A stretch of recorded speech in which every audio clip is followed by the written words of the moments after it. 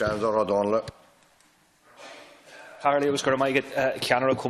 Leader, I just want to begin by referring to the weekend's March for Truth that took place in Belfast. I flagged it up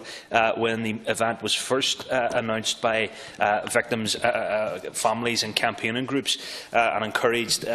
members and those who would be available to attend it. I went on Sunday, and there was thousands of people on the streets of Belfast.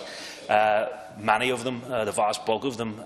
both victims and survivors, people who have lost loved ones during the course of the conflict in the north.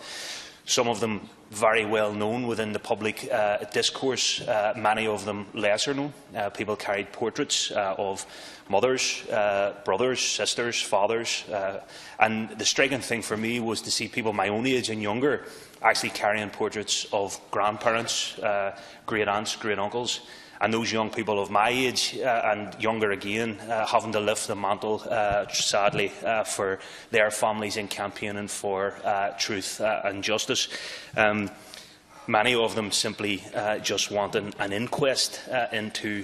the murder or the killing or the loss of their loved ones. From the stage, I noted too, Leader, that thanks was given to the Irish Government from the families in relation to their steadfast support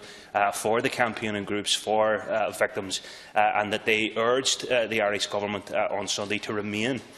steadfast in championing the rights of victims who have lost loved ones in the conflict, many of whom on Sunday came from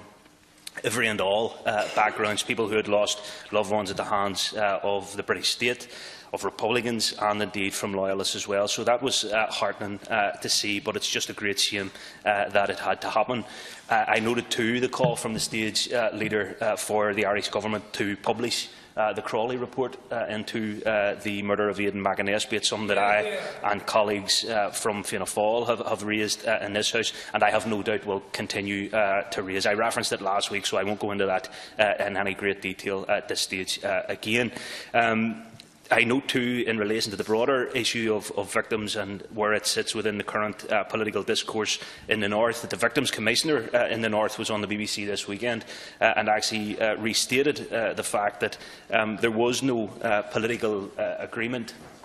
per se within the latest round of talks necessary, or indeed an executive necessary in the North, for the legacy money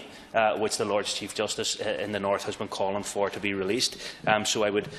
call through your good self, Leader, on the Irish Government to reiterate that with the British Government, that there doesn't need to be any delay in releasing the funds for legacy inquests, and that the call from the Lord Chief Justice, who is impartial from politics, who does sit separate from everything else that's happening within the current context, should be heeded and should be fulfilled. I welcome too, and I'm sure you noted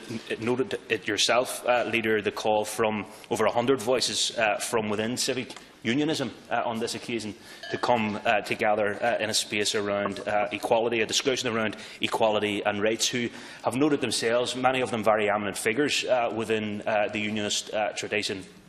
saying that the issue of rights and equality aren't issues for nationalism, aren't issues for unionism, they're just issues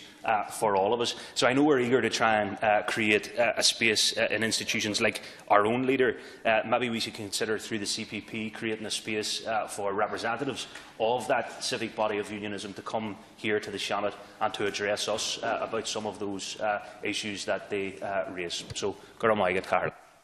Senator